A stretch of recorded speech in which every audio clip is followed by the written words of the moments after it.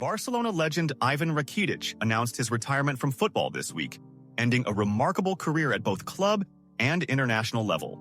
His name is immortalized in Barca's history, especially for his goal in the 2015 Champions League final against Juventus. In a recent interview, Rakitic said, "I think that everything we left behind in the following years was because we didn't have Xavi in the dressing room. Why? Because I learned from Xavi. I think we all learned from him. There was no one better than him in midfield, but that was just what he did on the pitch." Elaborating on what made the former Barcelona coach so special, Rakitic said, "I was particularly impressed with how he dominated the locker room, how he dominated the press, how he dominated the marketing side of the club. I've always said that I also like the role of a leader who manages everything, and that helped me position myself to see things a little differently. When we lost all that, we lost the chance to win games in the following years in the details." He then recalled Xavi's time as Barcelona coach. "That's clear, but if Xavi hadn't joined the team at that time, when Barca was there, the situation would have been much worse. The fact that he managed to launch this team now is partly thanks to him. If they hadn't hired him when he was in Qatar, all the cools would have had a big problem. That's why I regret that in the end it turned out that way. He gave way to all those kids who are now shining so brightly. They came along at the right time, but he had the ability to put them where he needed them, and only Xavi did that." Speaking about Iniesta and his relationship with the legend, he said, "With Andres, I gained a friend, an older brother for life. Seriously, we talk a lot today. He is the best friend I have met during my time in Barcelona. I hope to have many more moments with Andres in the future." Rakitic has now confessed what Lionel Messi didn't realize was happening to him. How great he was and how he could influence people with his presence or a simple gesture.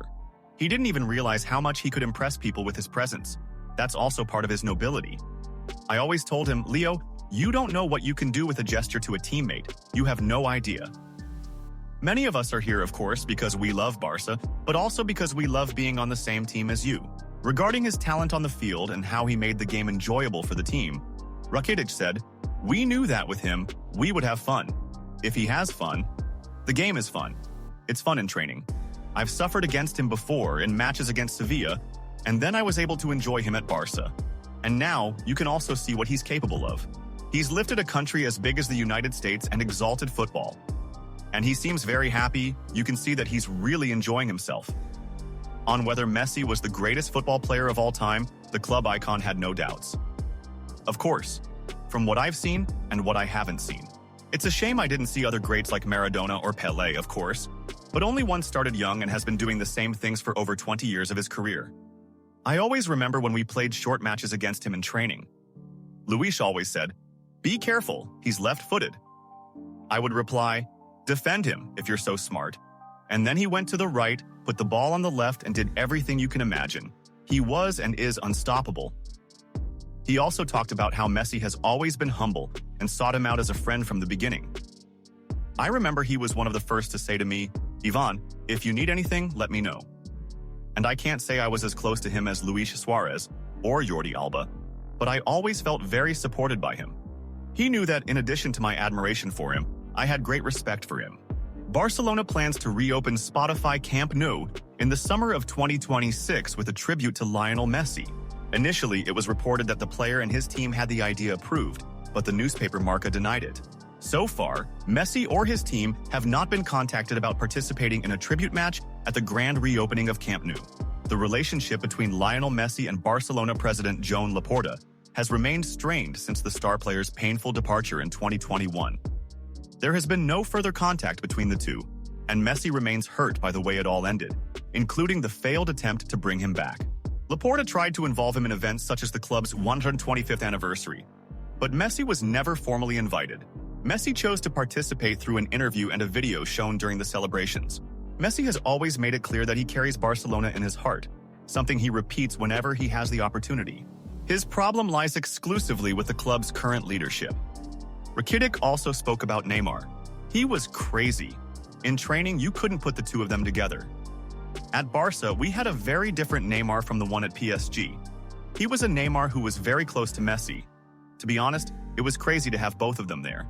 And on top of that, we had a guy up front who scored goals everywhere, who had a nose for goal like no one else. Absurd." Luis Suarez.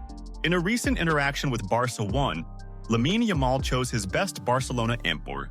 In goal, I'd say Victor Valdez, because in my mind, he's the most historic goalkeeper we've ever had, and the one I've seen play. In defense, I'd say Gerard Piqué, Puyol, and Mascherano. In midfield, Xavi, Iniesta, and Busquets, obviously. Yamal even chose to name Ronaldinho in midfield because he didn't have room to accommodate him on the front line. I'm going to put Ronaldinho because I already know who I'm going to put in attack and I won't have any space. Finally, Yamal revealed that Barcelona's best attacking trio of all time is the MSN partnership that has conquered European defenses year after year over the last decade. Messi, obviously, and I wanted to put Neymar because he's my favorite player. And as a striker, Luis Suarez is the best for me. Speaking about the current team under Hansi Flick, Rakitic said, "They're back, and in very good form. Last year, they just needed someone with a little more experience. But I think Barca is very scary, not only in La Liga but also in Europe." Speaking about Lamine Yamal and what made the youngster so special, he said, "Well, he is the future of the club. Without a doubt. We have to let him enjoy himself, keep dancing, because we all did that when we were 17. Enjoy it. He'll know what he has to do, and he knows he has the affection of all of us." On whether Yamal would have been a starter on the team Rakitic played on, the legend said, "He would have fought with his idol, Neymar, but not just with him. With anyone. It was difficult, very difficult. But of course, we would love to have a kid like him on the team, of course." The topic of discussion then shifted to Pedri, and whether he saw flashes of Iniesta in the youngster. No, I want to see Pedri. First, Andres is unique and very different, but Pedri has his own qualities which are very Barca. That's why he's enjoying himself, and that's why it works the way it does. Often, there are players who are made for a team, for a club. I think with Pedri and Barca, it's 100%. He understands the game, the positioning, and that's why it works, he added. In addition, thank God, this year he had no more serious injuries and was able to enjoy the rhythm of the competition. He managed to play 10 games in a row without any problems, he concluded. Rakitic was also asked about his decision regarding Nico Williams rejecting Barcelona for not giving him guarantees and whether he would have done the same. Everyone needs to know what's important. For me, in the end, that's how it was. When they called me, it was clear to me, I need to reach an agreement, whatever it may be. It's not that I need a clause or not. Of course, you can ask for things. If both parties really want it, we'll find a solution anyway. Barcelona suffered another disappointment in trying to sign Nico Williams for the second summer in a row. In an interview with ESPN, La Liga president Javier Tebas commented on Barcelona and Nico Williams after the Spanish media accused him of interfering in negotiations by releasing sensitive Barca documents with Athletic Club. What I could gather is that Nico Williams was asking for a registration guarantee. I don't know what conditions, but that a football club like Barcelona was not willing to give that guarantee. I think Barcelona is in a similar situation to what happened in previous seasons, where they were signing players and waiting until the last minute. This is something that can cause some great players to prefer not to take risks and enter into an uncertain situation. I think Barcelona knows exactly what it needs to do, and if it decides to move correctly, it can sign players. Tebas also commented on Barcelona's transfer market situation, stating that the La Liga champion was close to being able to operate freely in the market. It's close, in my opinion. The question is whether they consider that they will make certain decisions to get closer, but they are close. After Nico Williams' rejection, Marcus Rashford is the main target for the left wing. Luis Diaz was an option, but his high cost and Bayern's interest made the deal difficult. Rashford, for his part, has shown interest in moving to the Catalan club.